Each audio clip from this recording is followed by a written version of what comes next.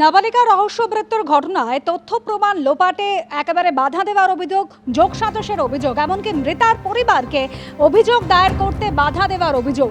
বাঁকুড়ার ওন্দায় গ্রেপ্তার গত বিধানসভা ভোটে তৃণমূল প্রার্থী সুব্রত দত্ত।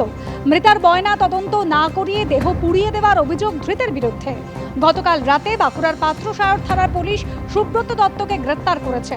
বিধানসভা ভোটের ফল বেরোনোর পর পালিয়ে যান সুব্রত দত্ত।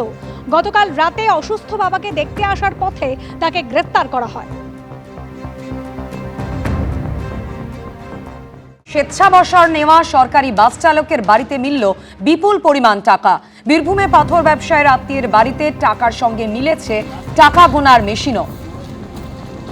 দেখতেই পাচ্ছেন, টাকা গোনার মেশিনও উদ্ধার হয়েছে স্বেচ্ছাবসর নেওয়া সরকারি বাস চালকের বাড়ি থেকে। আজ সকালেই সেখানে তল্লাশি অভিযান চালান তদন্তকারী আধিকারিকরা।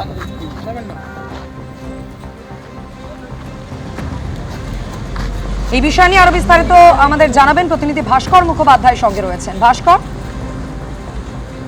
দেখো, আজ ভোর রাতে মোহাম্মদবাজার থানার দেউচা গ্রামের বাস স্ট্যান্ডে সেখানে মিনার মণ্ডলের বাড়িতে পুলিশ তল্লাশি শুরু করেছে। প্রায় 7 থেকে 8 গাড়ি পুলিশ যায় এবং এই বাড়িতে তল্লাশি শুরু করে এখনো পর্যন্ত সেই তল্লাশি চলছে। এবং আমরা যেটা জানতে পারছি যে এই বাড়ি থেকে বিপুল পরিমাণ টাকা উদ্ধার হয়েছে এবং টাকা গোনার মেশিনও সেখান থেকে উদ্ধার হয়েছে বলে পুলিশ সূত্রে জানা যাচ্ছে।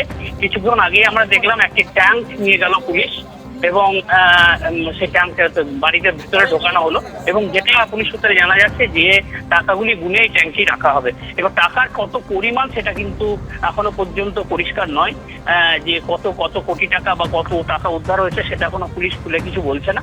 কিন্তু এই টাকা কেন এর কাছে এলো, অর্থাৎ মিনার মণ্ডলের বাড়িতে, সেই বিষয়টা তদন্ত করছে পুলিশ। কারণ মিনার মণ্ডল তিনি সরকারি বাসের একজন ছিলেন, কন্ট্রাক্টর ছিলেন এবং তিনি বেশ কয়েক বছর আগেই তিনি সেখান থেকে রিটায়ার করেছেন এবং তার কাছে এই বিপুল পরিমাণ টাকা এবং বেশ কিছু সোনার গয়না উদ্ধার হয়েছে বলে আমরা জানতে পারছি। এইগুলি কোথা থেকে এলো সেই বিষয়টি এখন তদন্ত করছে পুলিশ এবং এই মুহূর্তে বাড়ির ভেতরে টাকা গোনার কাজ চলছে। গোটা বাড়ি পুলিশ ঘিরে রেখেছে এবং পরিবারের লোকজন ছাড়া ভেতরে ঢুকতে দেওয়া হচ্ছে না।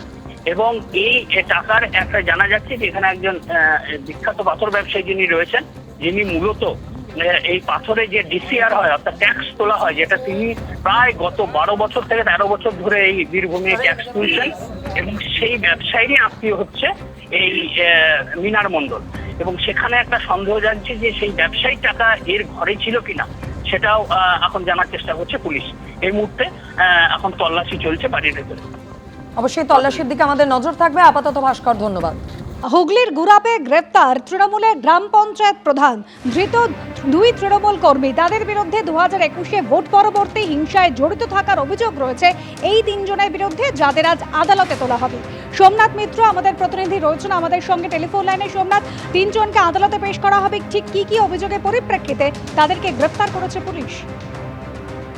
দেখো, যে 3 জন গ্রেপ্তার হয়েছে তার ভেতর গুরাপ গ্রাম পঞ্চায়েতের বর্তমান প্রধান চণ্ডীচরণ ঘোষ সহ 2 জন সক্রিয় তৃণমূল কর্মী শুভঙ্কর ঘোষ এবং শেখ আশরাফ উদ্দিন, এই 3 জনকে গ্রেপ্তার করেছে গুরাপ থানার পুলিশ।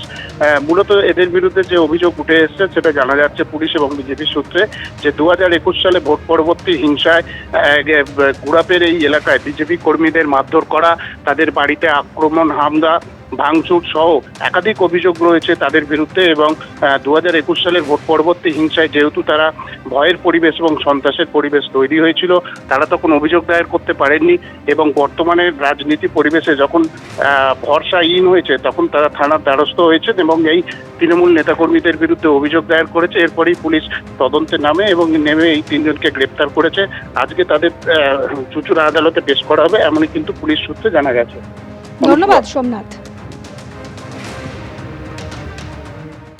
এবিপি আনন্দ, এগিয়ে থাকে, এগিয়ে রাখে।